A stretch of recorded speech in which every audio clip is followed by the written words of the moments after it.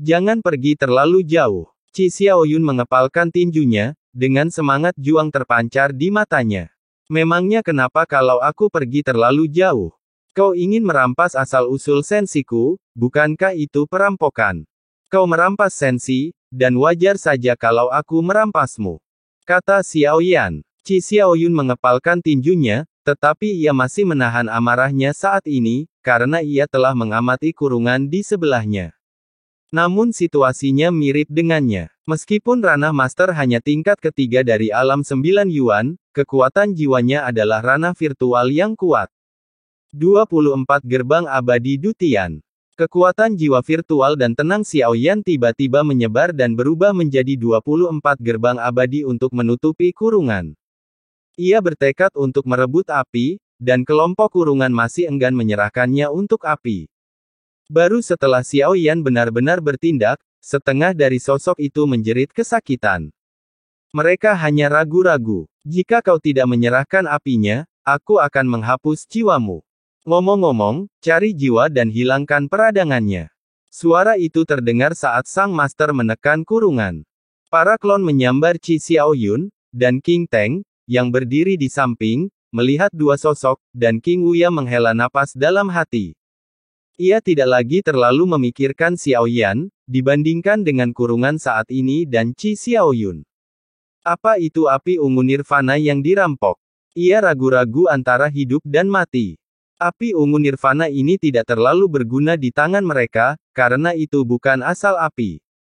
Baiklah, kalian akan dikurung dalam api ungu nirvana. Pemimpin itu berkata, dan melihat bahwa dari antara lebih dari selusin sosok, api ungu nirvana terbang keluar dan secara bertahap berkumpul di depan Xiao Yan. Jumlah ini benar-benar mengejutkan Xiao Yan. Ada 200 api ungu nirvana.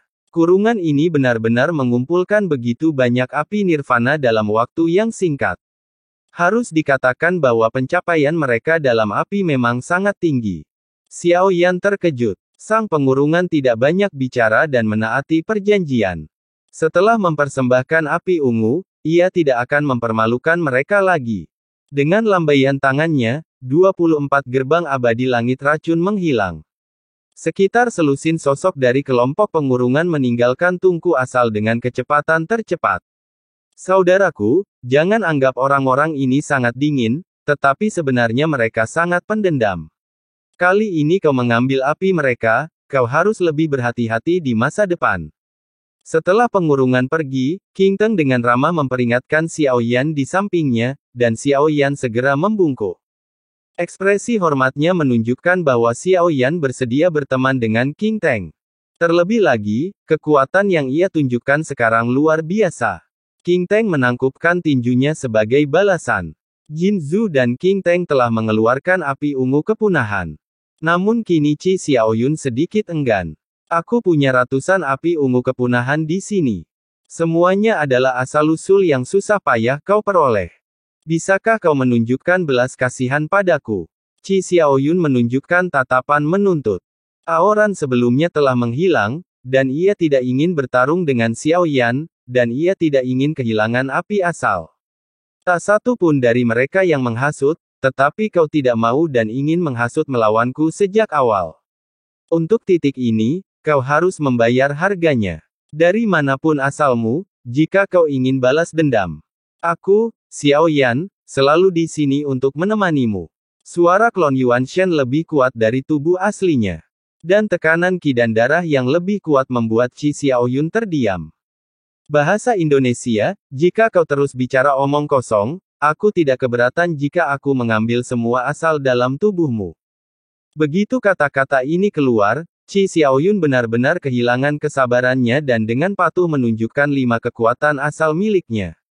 Semuanya tergantung di depannya. Namun, pada saat asal seni bela diri muncul, Xiao Yan tiba-tiba menyadari sesuatu yang aneh.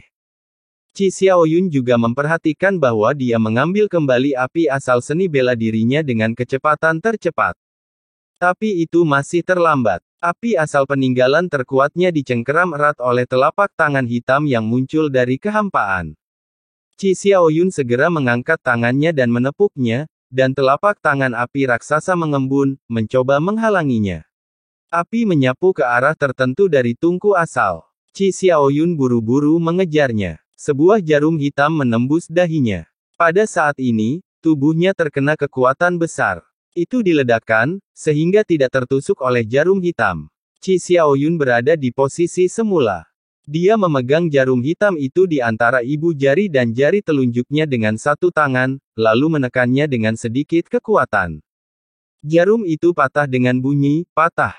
Kau bersembunyi begitu dalam dan kau tidak akan muncul. Suara Xiao Yan terdengar perlahan, tatapannya sedikit tertahan, dan King Teng serta yang lainnya mundur ke tepi jurang. Mereka semua menyadari bahwa perang mungkin akan pecah. Haha, kakak benar-benar memenuhi harapan. Aku tidak menyangka akan berhasil. Banyak orang bodoh sebelummu yang gagal. Rasanya seperti lonceng perak. Menggema di tungku asal. Xiao Yan sedikit mengernyit. Ini suara gadis roh api. Meskipun ia sudah sampai di titik ini, pasti ada yang memasang jebakan. Tapi bagaimana mungkin gadis roh api itu? Lagi pula, gadis roh api memberinya sup api keheningan. Memanggil semua api untuknya, mungkinkah ia tak bisa tunduk pada api-api ini? Ini sama saja memperlakukan Xiao Yan sebagai wadah api. Sebuah bola api tiba-tiba muncul di tungku asal. Bola api itu berputar-putar dengan cepat, seolah menggoda semua orang, dan akhirnya berhenti tak jauh dari Xiao Yan.